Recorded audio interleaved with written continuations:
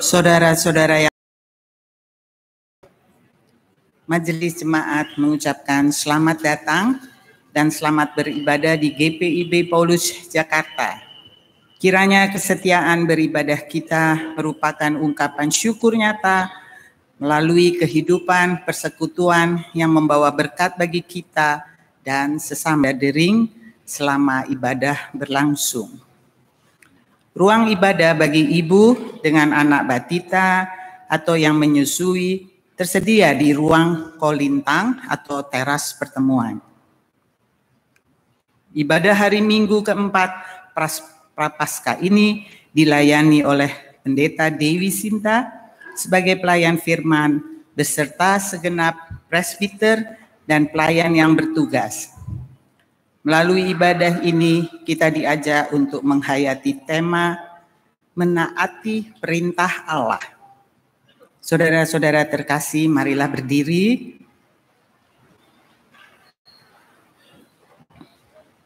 Kita menghadap Tuhan dengan menyanyikan pujian baginya.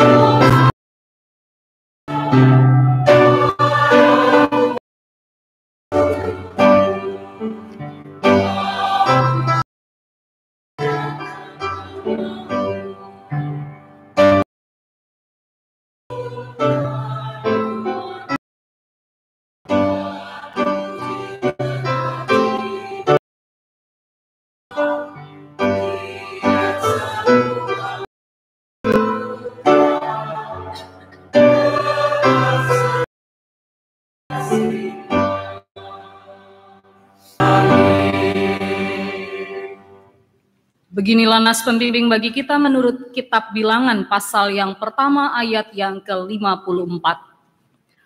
Maka orang Israel berbuat demikian, tepat seperti yang diperintahkan Tuhan kepada Musa, demikianlah diperbuat mereka. Terimalah salam. Kasih karunia Tuhan Yesus Kristus dan kasih Allah dan persekutuan Roh Kudus menyertai kamu sekalian. Dan menyertai juga.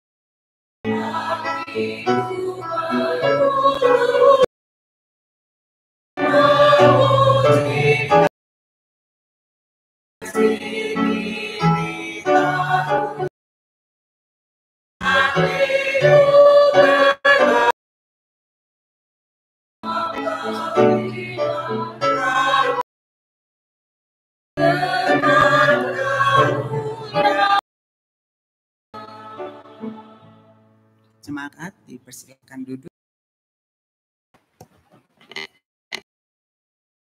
Saudara-saudara yang terkasih, marilah kita membawa segala pergumulan dosa dan kesalahan kita di hadapan Allah. Kita renungkan, apakah kita sudah mentaati perintah Allah di setiap langkah kehidupan kita? Marilah kita mengakui secara pribadi.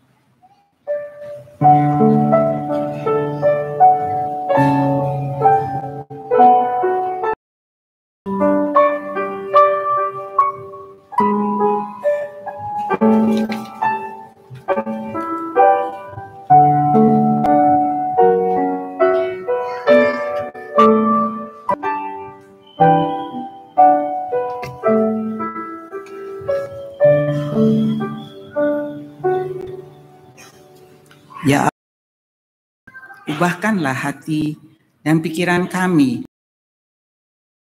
agar kami mampu melakukan perintah-Mu setiap hari. Dengarlah seruan kami demi Kristus Yesus pengantara kami.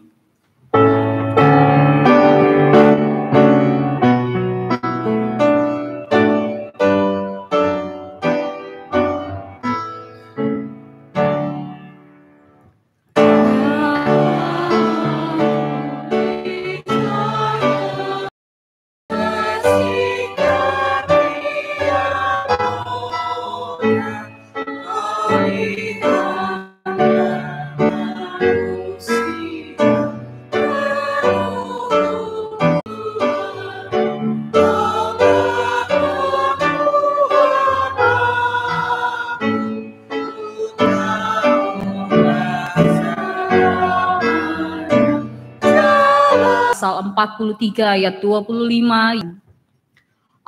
Akulah dia yang menghapus dosa karena aku sendiri, dan aku tidak mengingat-ingat dosamu.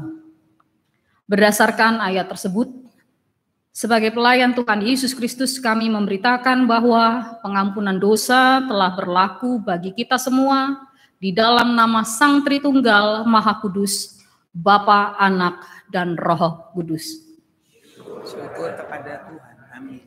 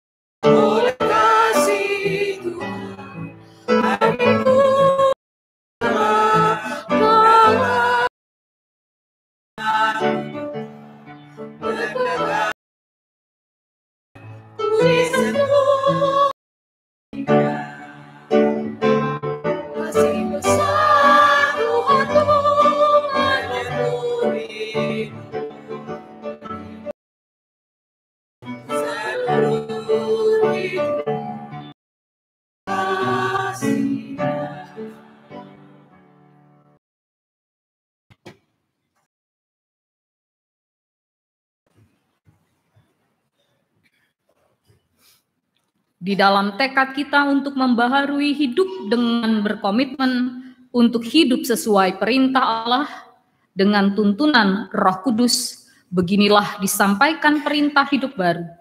berdasarkan Injil Yohanes pasal 14 ayat yang ke-21 yang menyatakan, barang siapa memegang perintahku dan melakukannya, dialah yang mengasihi aku. Dan barang siapa mengasihi aku, ia akan dikasihi oleh Bapanya, dan aku pun akan mengasihi dia dan akan menyatakan diriku kepadanya. Demikianlah perintah hidup baru bagi kita. Roh Kudus senantiasa menolong kita untuk mewujudkannya dalam seluruh hidup dan kesaksian kita di dunia.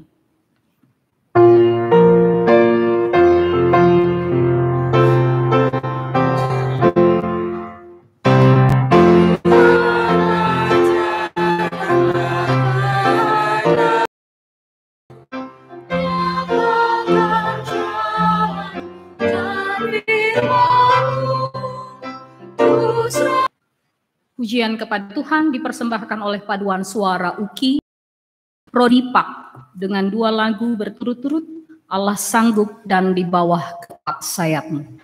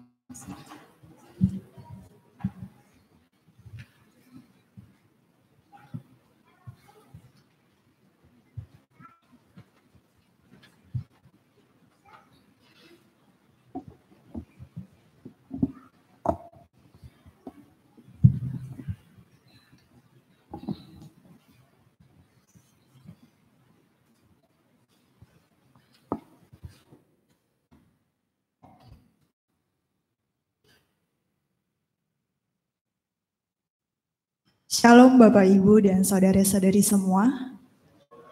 Kami dari Fakultas Keguruan Ilmu Pendidikan, Prodi Pendidikan Agama Kristen, kami mohon bantuan dan doa dari jemaat di sini untuk pelayanan kami bagi anak-anak SMA se-Jabodetabek. Kiranya pelayanan kami pada hari ini dapat memberkati Bapak Ibu dan saudara-saudari semua, dan kita dapat melayani sesama. Terima kasih, Tuhan Yesus memberkati.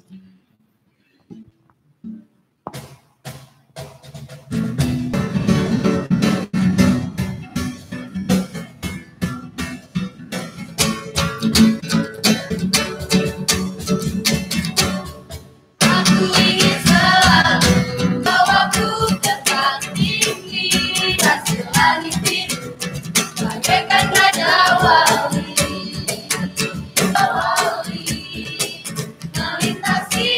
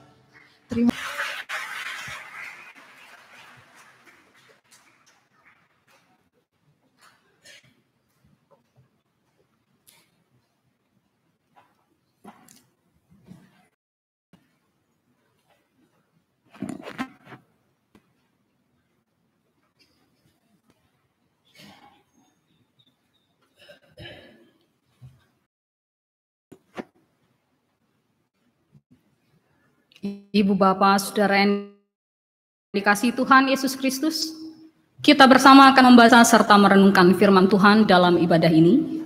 Mari terlebih dulu kita siapkan bacaan Alkitab yang hendak kita baca serta renungkan bersama, yaitu dari Kitab Bilangan pasal yang pertama, ayat 1 sampai dengan 27.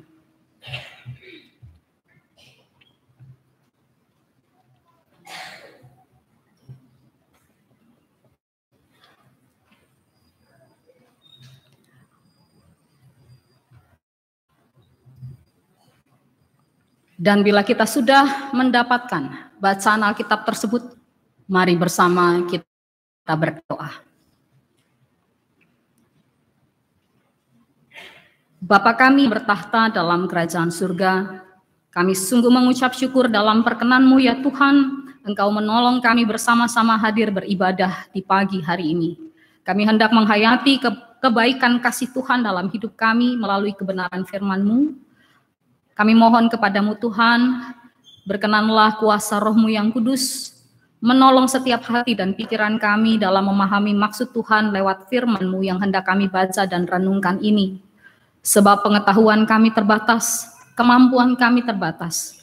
Akan tetapi kami percaya Tuhan Allah yang Maha Kuasa melampaui segala keterbatasan kami untuk mengajarkan kepada kami kehendak yang mulia itu.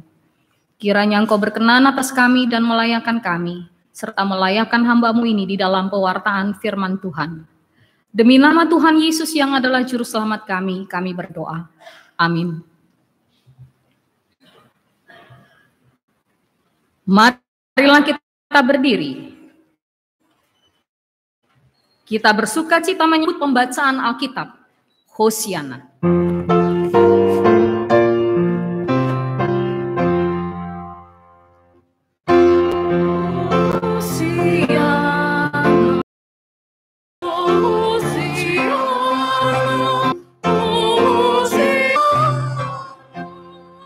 Alkitab dari Kitab Bilangan pasal 1 ayat 1 sampai ayat 27.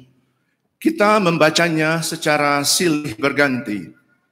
Saya membaca ayat-ayat yang bernomor ganjil, kemudian saudara-saudara membaca ayat-ayat yang bernomor genap. Tuhan berfirman kepada Musa di padang gurun Sinai dalam kemah pertemuan pada tanggal 1 bulan yang kedua dalam tahun yang kedua sesudah mereka keluar dari tanah Mesir.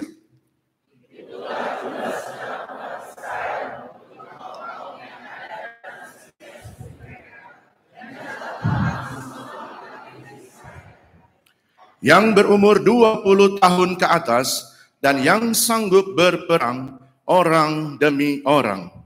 Engkau ini beserta Harun harus mencatat mereka menurut pasukannya masing-masing.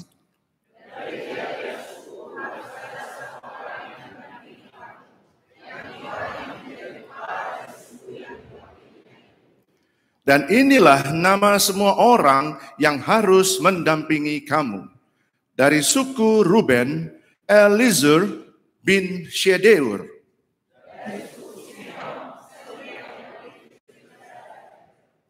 Dari suku Yehuda, Eliab bin Helon.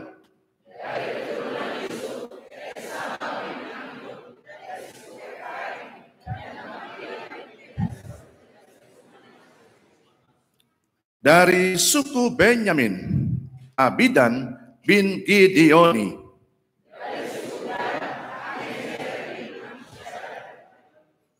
Dari suku Asher, Pagiel bin Ochran.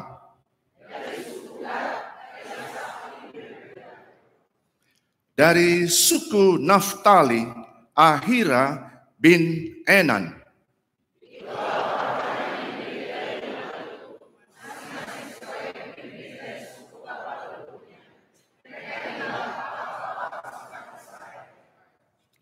Lalu Musa dan Harun memanggil orang-orang yang tertunjuk namanya itu.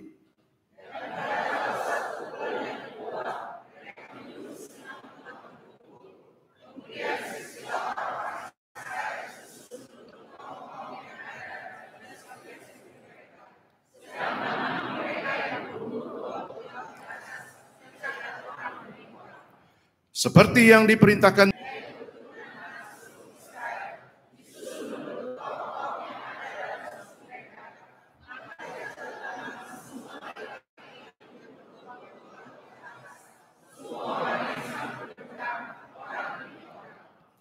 jumlah yang dicatat dari suku Ruben ada 46.500 orang.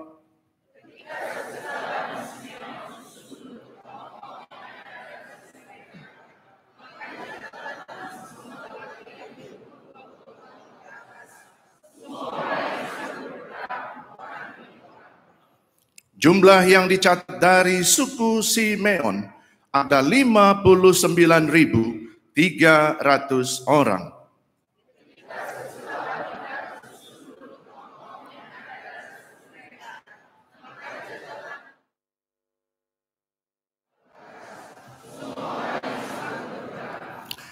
Jumlah yang dicatat dari suku Gad ada 4 orang.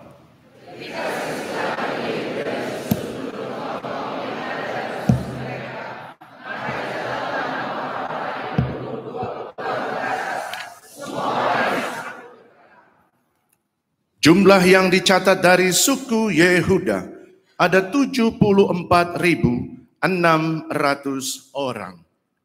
Demikianlah pembacaan Alkitab. Hendaklah firman Tuhan dengan segala kekayaannya diam di dalam hatimu, dan ucaplah syukur kepada Allah.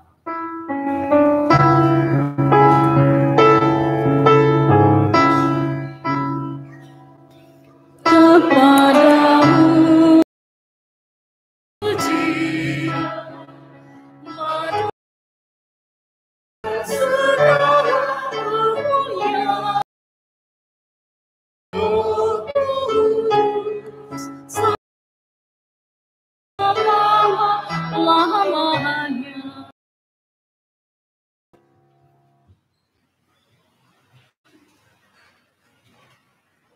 Ya, sedikit menegangkan belakangan ini. Ibu Bapak yang dikasih Tuhan, data dan informasi punya peranan penting dalam berbagai sistem kehidupan manusia. Data sebagai sebuah fakta mentah atau rincian peristiwa yang belum diproses, kadangkala tidak bisa diterima secara akal pikiran, tetapi itu menggambarkan tentang berbagai hal yang ada dan nyata terlihat. Data bisa berupa angka, karakter, simbol, gambar, suara, atau tanda-tanda yang bisa dipakai untuk dijadikan informasi. Sementara informasi adalah pengolahan dari data tersebut. Karena sudah diolah, maka dapat diterima secara akal pikiran dari orang yang mendapatkan informasi tersebut. Informasi karenanya bisa menjadi penggabungan dari hasil analisa dan kesimpulan dan pengolahan informasi lainnya. Apa yang diperlihatkan oleh informasi adalah sebuah akurasi data. Informasi yang diberikan sesuai dengan kejadian atau faktanya, tetapi juga di dalamnya dicek kembali dan meminta pendapat sejumlah orang untuk mendukung dari informasi tersebut. Dalam informasi ada ketepatan waktu, ada relevannya informasi tersebut, dan diharapkan menjadi sesuatu yang lengkap. Data tentunya berfungsi agar apa yang diperlihatkan dan dapat dilihat menjadi sebuah hal yang disimpan valid dan berfungsi atau bermanfaat bagi orang atau sebuah sistem yang membutuhkan data tersebut. Terbayangkah kalau data dan informasi itu jatuh ke tangan orang yang tidak tepat? Maka ia akan menjadi sesuatu yang berpotensi buruk pada lawan atau yang seberang pihak dari orang yang mengumpulkan data tersebut. Tetapi data dan informasi yang jelas, tepat, baik, benar, diolah sedemikian rupa menjadi sebuah kekuatan bagi orang yang mengumpulkan atau komunitas atau sistem atau organisasi yang mengumpulkannya, karena dengan demikian ada sebuah persiapan yang dapat dilakukan berdasarkan data-data tersebut, ada sebuah sistem yang dibangun dengan lebih baik lagi berdasarkan data dan informasi tersebut. Ketika kita membaca kitab Bilangan, yang Bapak Ibu bisa baca dari seluruh kitab Bilangan ini adalah sejumlah angka, sejumlah keterangan, sejumlah fakta yang ditulis untuk memberikan pandangan tentang apa yang dialami oleh bangsa Israel dalam perjalanan mereka keluar dari tanah Mesir menuju negeri yang Tuhan janjikan. Sebuah data-data, informasi yang disampaikan kepada kita tentang berapa sebenarnya jumlah orang yang keluar dari tanah Mesir menuju ke tempat yang dijanjikan Tuhan. Walaupun itu belum menunjukkan keseluruhan dari orang yang berjalan bersama-sama di masa itu. Karena yang didata secara khusus adalah orang-orang yang berusia 20 tahun ke atas. Nah, pertanyaannya mengapa 20 tahun ke atas? Kenapa yang didata 20 tahun? Terus yang 30 tahun, yang 40 tahun, yang 50 tahun, yang 60 tahun kemana? Yang didata pun laki-laki. Lalu yang perempuan dan anak-anak, apakah mereka bukan sebuah data penting yang bisa dijadikan informasi bagi penerus orang-orang Israel dan bahkan sampai kepada kita? Ibu Bapak yang dikasih Tuhan, perjalanan itu adalah perjalanan yang berdasarkan apa yang kita baca dalam Alkitab, dalam Perjanjian Lama, bukan perjalanan yang ringkas, bukan perjalanan yang cepat, tapi perjalanan yang memakan waktu 40 tahun. Dapat dipastikan bahwa perjalanan 40 tahun itu akan menjadi perjalanan yang sulit bagi para lansia. Maka yang dibutuhkan dalam perjalanan itu adalah orang-orang yang kuat. Kenapa 20 tahun yang didata? Karena mereka harus menghadapi bangsa-bangsa lain yang punya pasukan yang lebih kuat. Sementara orang-orang Israel ini selama ratusan tahun ada di Mesir sebagai budak, sebagai orang yang tidak punya skill berperang hebat. Dan karena itu ketika perjalanan menuju ke negeri Kanaan, mereka akan berhadapan dengan orang-orang Filistin yang kuat, yang pasukannya hebat. Bagaimana mempersiapkan bangsa ini? Pendataan tersebut untuk memastikan bahwa orang-orang muda yang berusia 20 tahun ini punya kemampuan fisik yang baik, dapat dilatih dalam sepanjang perjalanan itu, dan bahkan dilatih mentalnya di saat akan berhadapan dengan kekuatan yang lebih besar di hadapan sana. Data ini menurut penulis, menurut para ahli ditulis oleh Musa. Dan sebenarnya namanya juga bukan kitab Bilangan, disebut Bilangan setelah Alkitab Perjanjian Lama ditulis dalam bahasa dalam bahasa Yunani, lalu diberi nama yang lain. Sebenarnya namanya adalah Bemidbar, yang artinya di padang gurun, di sebuah daerah yang liar, daerah yang tidak diketahui. Nah, kita bisa membayangkan dari penamaan saja bahwa data yang diberikan kepada pembaca kitab ini, perjalanan orang-orang ini adalah sebuah perjalanan yang tidak mudah. Tetapi mereka dipersiapkan sedemikian rupa untuk menghadapi tantangan yang ada di sana. Persiapan itu diberikan dalam tuntunan Allah yang harus wajar umat juga mampu mengendalikan diri mereka dan menyadari siapa pengendali hidup mereka. Pengendali sejati dari kehidupan umat adalah Tuhan Allah itu sendiri. Maka Tuhan mempersiapkan mereka melalui Musa, melalui orang-orang yang dipilih dalam perjalanan itu, untuk benar-benar fokus pada tujuan. Ini prosesnya dengan penuh kekuatan yang diberikan dari Allah, dengan penuh penyerahan diri pada Tuhan, dan diajarkan untuk memiliki misi yang sama, visi misi yang sama. Ribuan orang berjalan bersama-sama tanpa visi dan misi yang sama. hanya akan melahirkan kekacauan, perpecahan, dan kehancuran. Tuhan memastikan melalui perintah-perintahnya bahwa setiap orang dari kehidupan orang Israel yang saat itu sedang berjalan benar-benar hanya memandang pada Sang Pemberi perintah sejati, yaitu Tuhan Allah, karena mereka dipersiapkan untuk masuk pada sebuah kehidupan. Ibu Bapak yang dikasihi Tuhan Yesus Kristus, data dan informasi punya peranan penting bagi kehidupan kita dalam berbagai tanggung jawab. Pekerjaan, tugas di kemasyarakatan, dalam keluarga, apalagi dalam gereja. Tanpa data dan informasi yang jelas, sebuah perjalanan bersama akan menjadi kekacauan. Tanpa data dan informasi yang akurat, tepat, terpercaya, perjalanan bersama akan mengalami banyak sekali hambatan, sebab tidak ada kepercayaan di dalamnya satu dengan yang lain.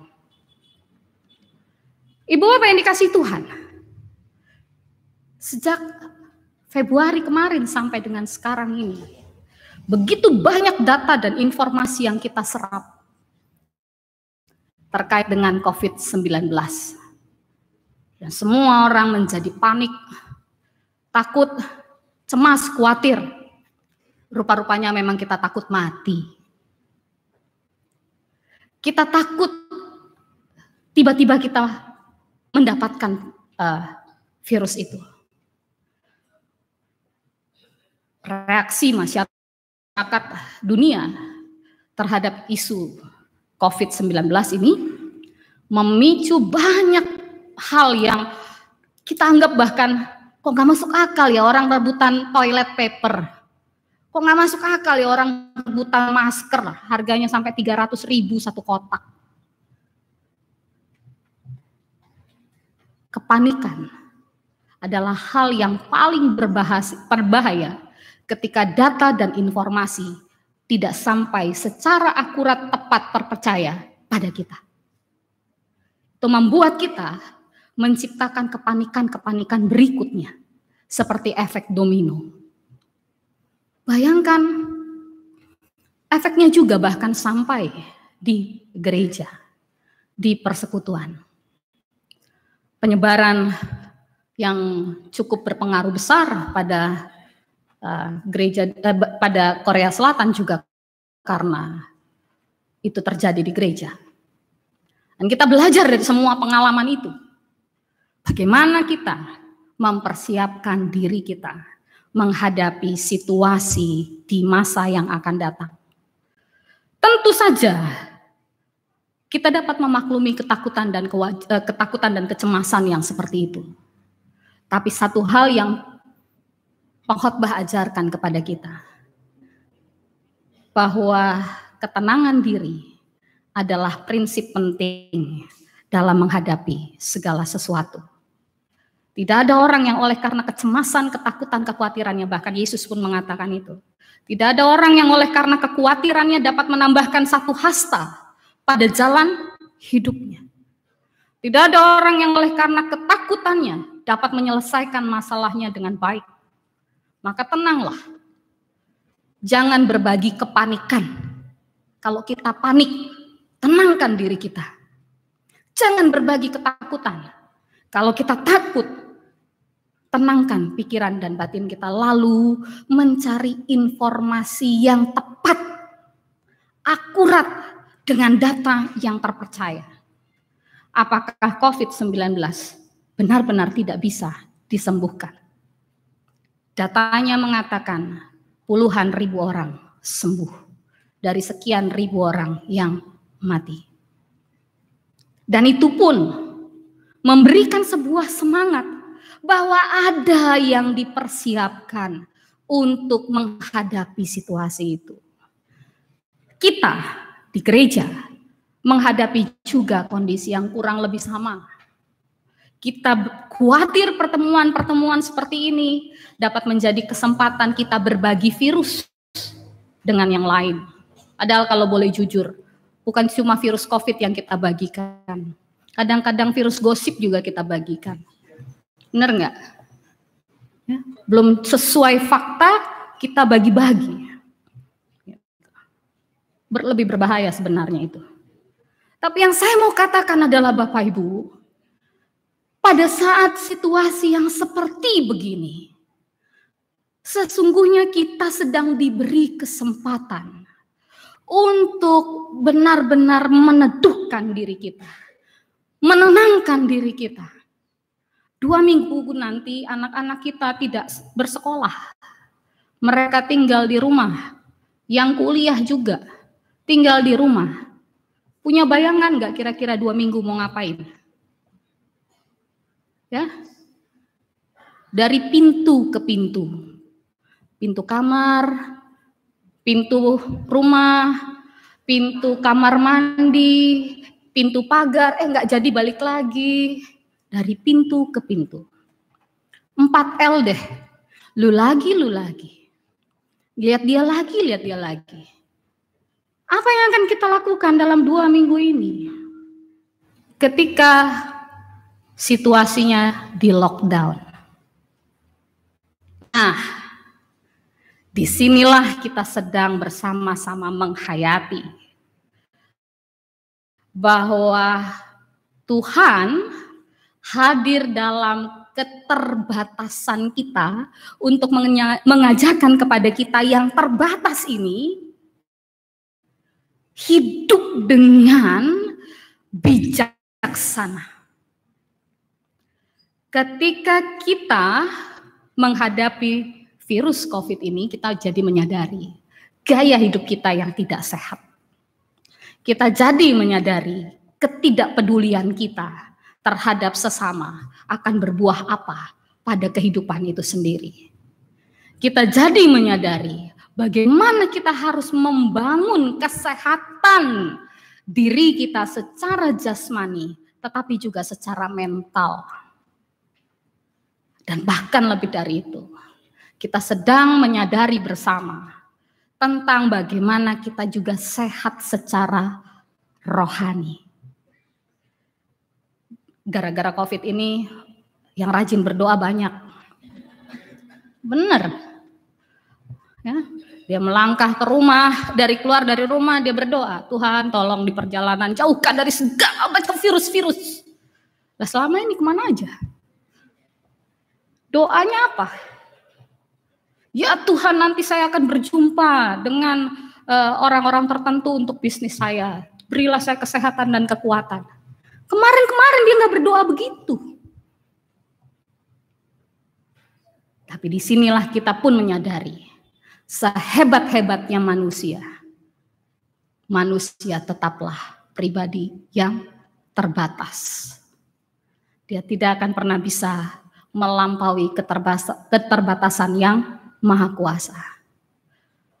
2 minggu ke depan, bangunlah sebuah relasi iman dengan keluarga kita yang mungkin selama ini kita lupakan. Kita abaikan komunikasi itu. Bangunlah relasi keluarga yang kuat. Karena data-data dan informasi tentang COVID sudah begitu banyak kita terima. Mulai bersama menjaga kebersihan di rumah. Menjaga kebersihan diri sendiri. Mulai bersama beraktivitas dan benar-benar mengenal keluarga kita dan orang-orang di sekitar kita. Dan kalau kita tahu ada yang sakit, beri kesempatan untuk kita berdoa bagi dia. Kalaupun kita tidak bisa mengunjunginya, sekedar memberikan teks pada WA, SMS, apa itu, gunakanlah itu. Kita memang terbatas tidak bisa menjumpainya, bukan berarti dia tidak bisa mendapatkan kasih sayang dan perhatian kita lewat kepedulian yang seperti itu. Hal yang berikutnya, bangunlah kekuatan kita bersama untuk menghadapi ini. Bangun kekuatan kita bersama. Orang-orang yang sembuh adalah sebuah kekuatan yang dapat memberitahu bahwa bagaimana mereka menghadapi perjuangan yang berat dari COVID-19 itu. Orang-orang yang sembuh adalah orang-orang yang dapat memberikan kekuatan yang baik dengan informasi dan data yang akurat bagaimana mereka menghadapinya. Di salah satu, saya lupa nama yang mengunggah tweet itu, yang mengatakan kesadaran diri bahwa saya sering hadir di gym itu, saya memberanikan diri untuk memeriksakan kesehatan saya, kendati pun saya tidak batuk, tidak pilek, tidak dalam keadaan yang lemah, tapi saya memberanikan diri untuk memastikan bahwa saya akan ada di tengah orang-orang sekitar saya dengan sehat. Dan dia pergi ke rumah sakit yang dapat menjadi rujukan pemerintah. Ya, rumah sakitnya silahkan googling. Ada rumah sakit yang dituju pada saat dalam kaitan dengan ini. Jadi yang saya mau sampaikan bersama bahwa Musa menggunakan data-data itu untuk kekuatan bersama yang akan dihadapi di masa yang akan datang. Kita dapat melakukan juga hal yang sama. Bukan hanya untuk soal COVID-19 ini, tapi untuk banyak hal.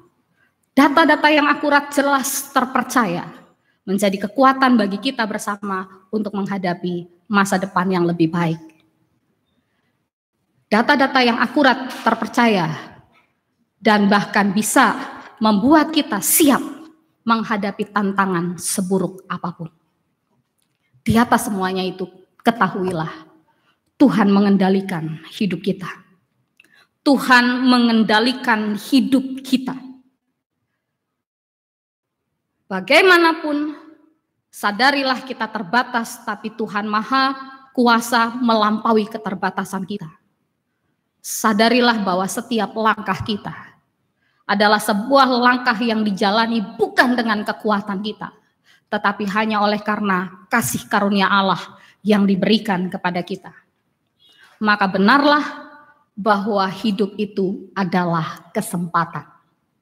Kesempatan menghayati kasih Tuhan, kesempatan menghayati dan mensyukuri berkat Tuhan, dan kesempatan untuk menjadi berkat.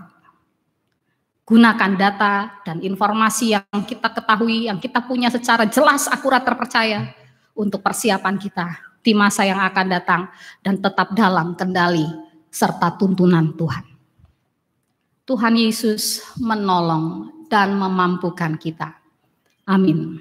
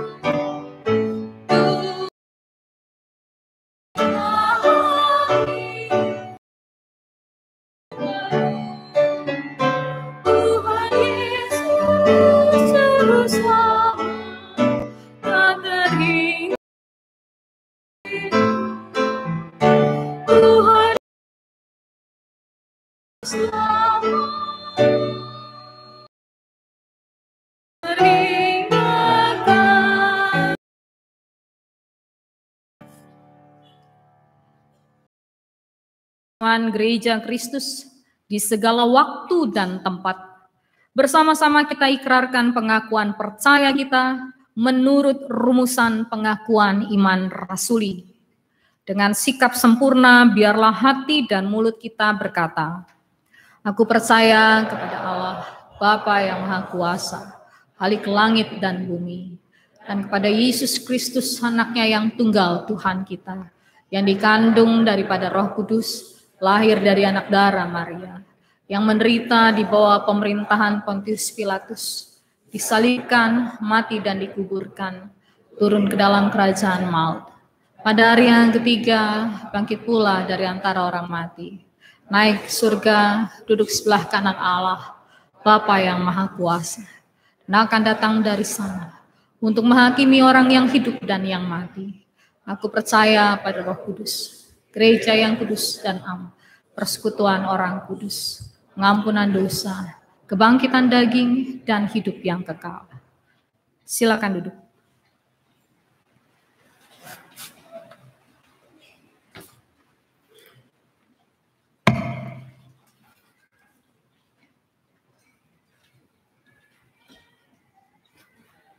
Mari kita berdoa.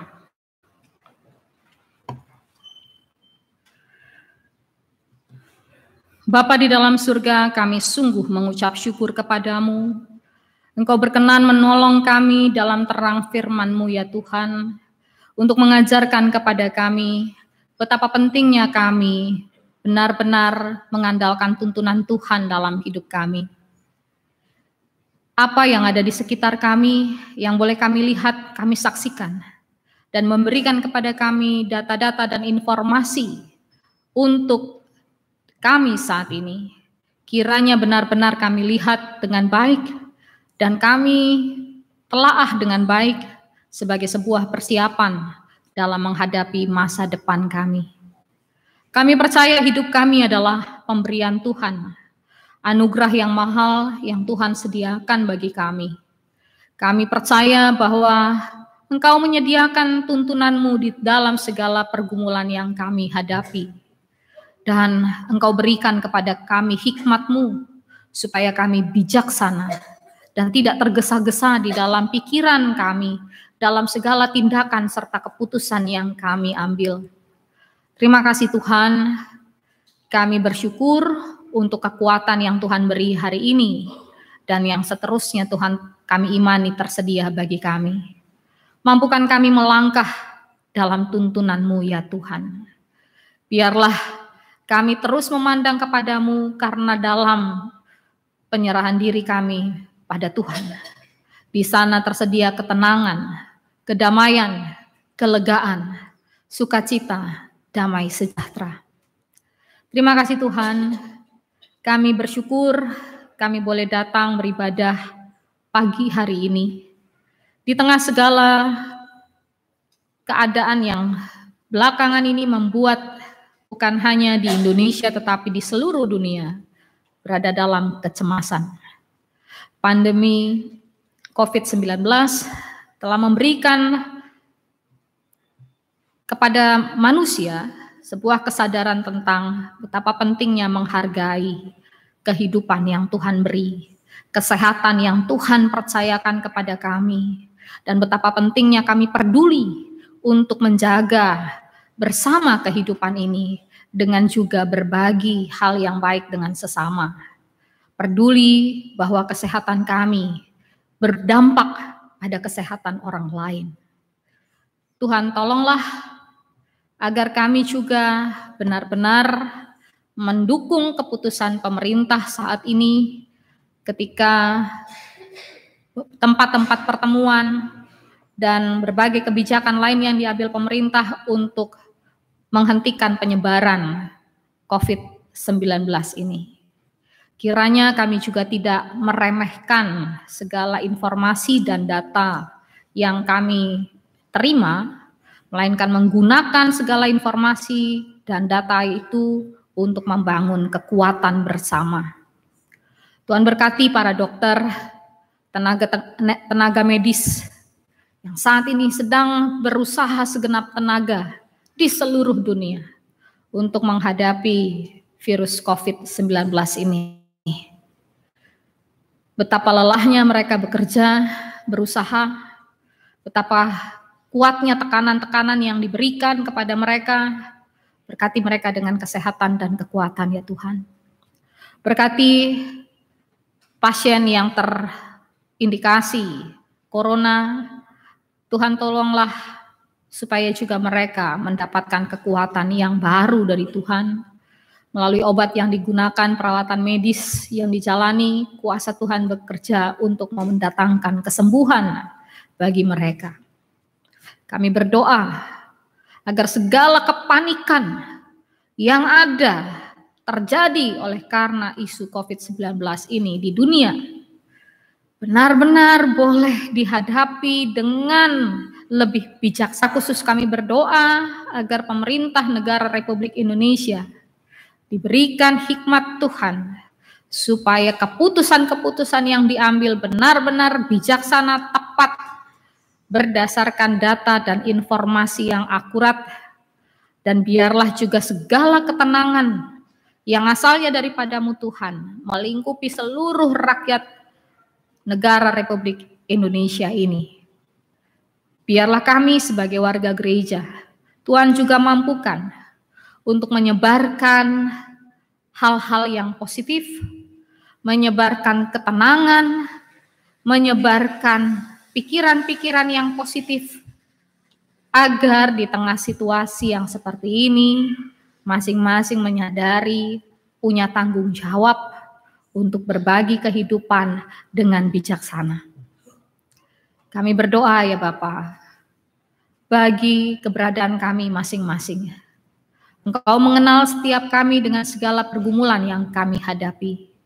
Di hadapan-Mu Tuhan tidak ada yang dapat kami sembunyikan. Tuhan mengenal kami, Tuhan mengetahui keberadaan kami, dan Tuhan mengerti segala apa yang kami alami. Kami percaya Tuhan punya rancangan yang indah, agung, dan mulia dalam kehidupan kami. Dalam segala keterbatasan manusia, kami bersyukur di hadapan Tuhan yang memberikan kami kesempatan hidup sampai dengan saat ini. Kiranya kami tidak menyia-nyiakan itu semua Tuhan, dan kami percaya Tuhan menjawab setiap doa kami indah tepat pada waktu Tuhan.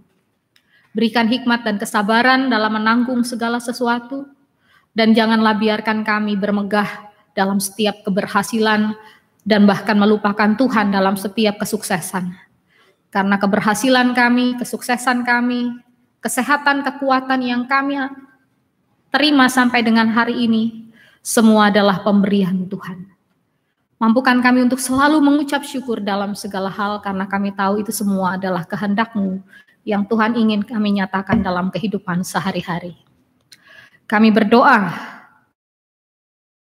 bagi keluarga Simanjuntak Sumtaki, keluarga Tasih Jawa, keluarga Sitorus, keluarga Tampi Winata, keluarga Latu Perisa Lokolo, keluarga Fandi Latu Perisa. Kasih Tuhan kiranya menyertai kehidupan mereka dalam setiap langkah-langkah yang mereka jalani. Engkaulah yang mengerti akan segala kerinduan, harapan, pergumulan yang dihadapi.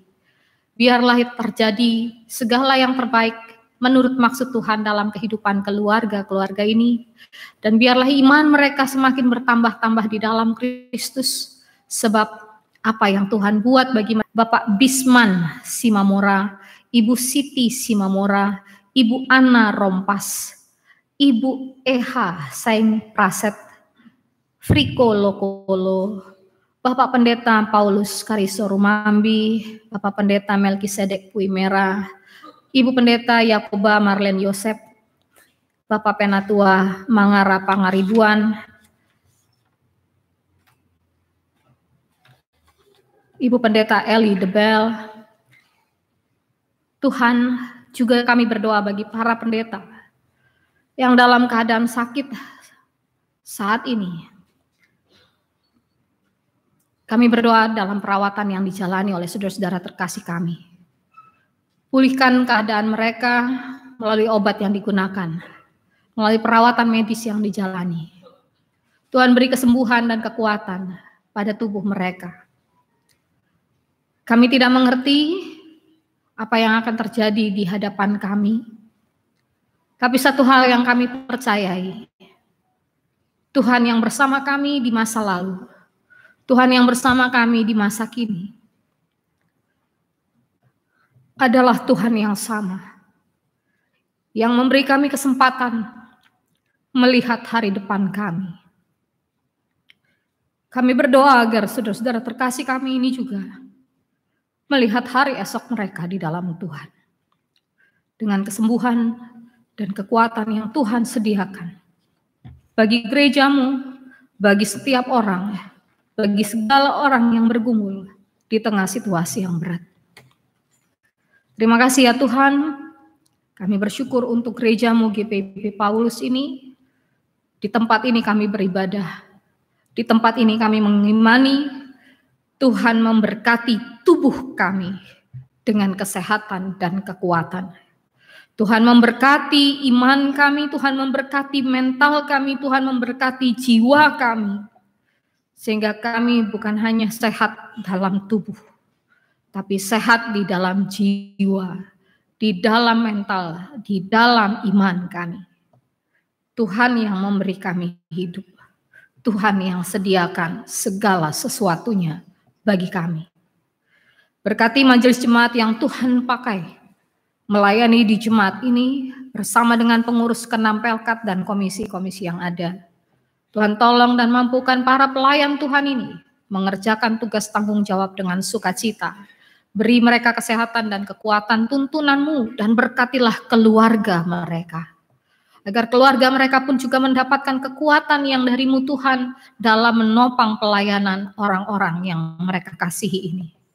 Kami berdoa bagi pegawai kantor sekretariat, petugas kebersihan, petugas keamanan di jemaat ini, beri kekuatan juga pada mereka dalam mengerjakan tanggung jawab. Ya Bapa, dalam pengasihan-Mu kami mohon, peliharalah kami di dalam kasih Tuhan Yesus Kristus, Juru Selamat yang mengajar kami berdoa. Kuduskanlah nama-Mu, datanglah kerajaan-Mu, jadilah kehendak-Mu di bumi seperti di surga.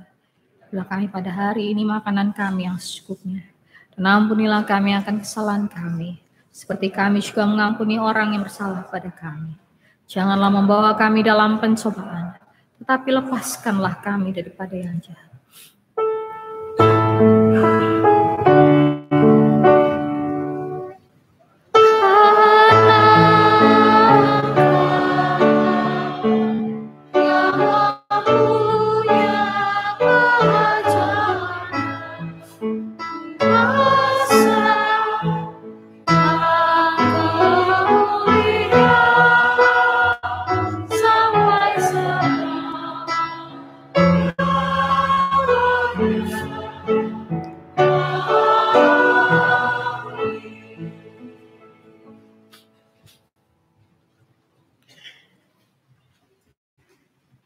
Pujian kepada Tuhan dipersembahkan oleh paduan suara Hosana Koral dengan lagu Trust and Obey dan I Will Follow Him.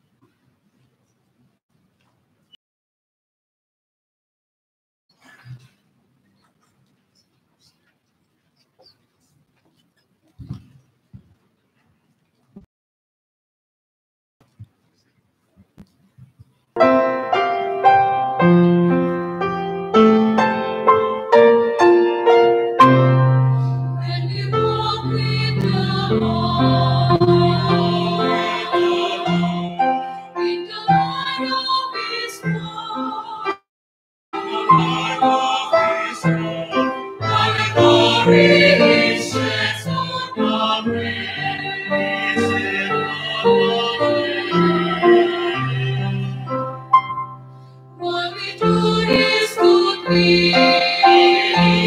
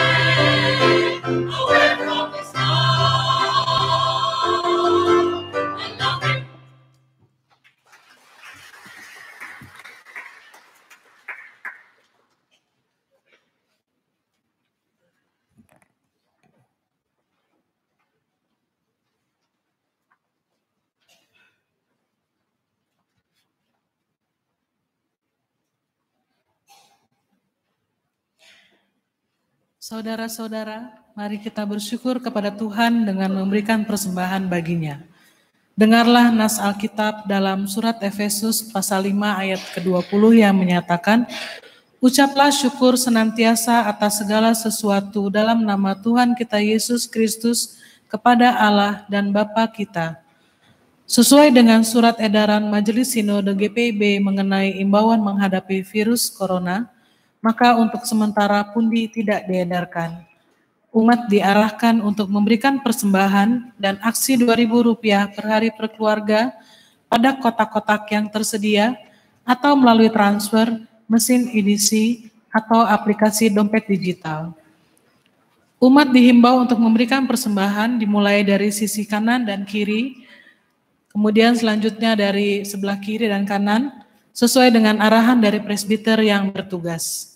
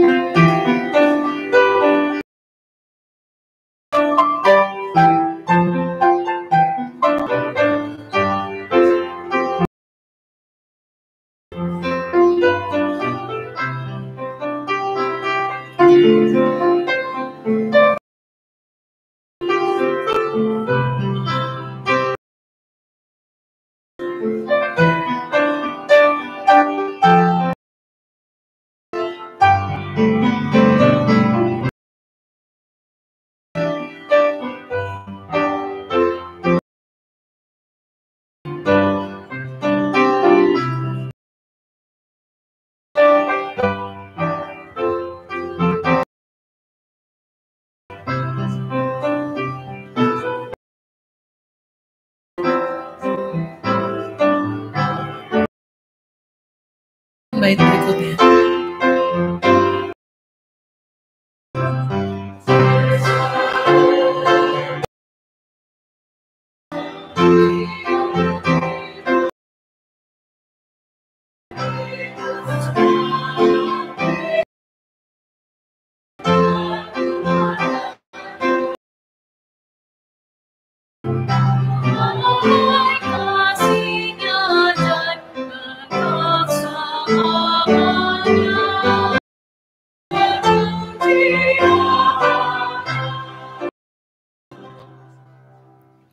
Saudara-saudara, marilah berdiri untuk menyerahkan persembahan kita kepada Tuhan dalam doa. Kita berdoa. Ya Tuhan, kami mengucap syukur atas segala kebaikan yang Kau beri. Berkatilah persembahan ini sebagai tanda